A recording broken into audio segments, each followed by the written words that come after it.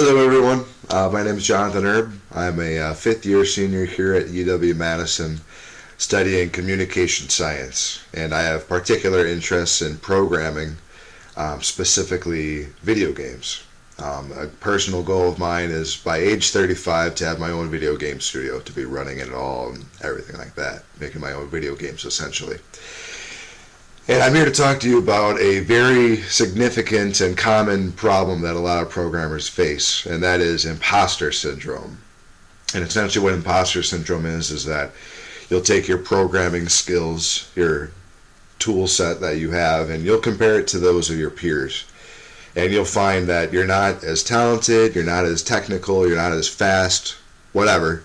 You're not as good as your peers. You're not catching on to things as fast as they are.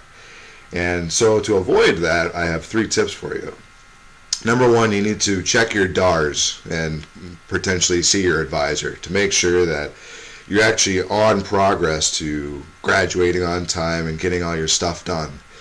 Though you might be worried about your performance and your technicality, ultimately you need to get your degree, and your real growth is going to happen on the job site when you're out of school.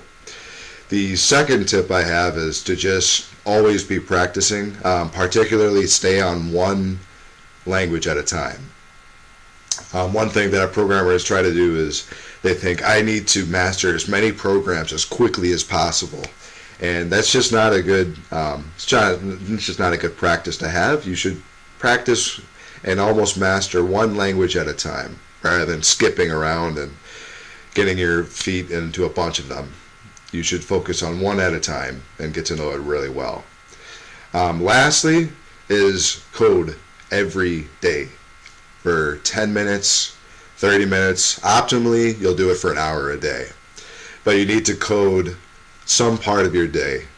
And if you have these 3 objectives, if you're getting your classes done and you're doing well in them, at least passing, making progress in them, if you're staying to one language at a time, not overburdening yourself and not doing more than you can, that's a good practice. And lastly, code every day. You have to code every single day.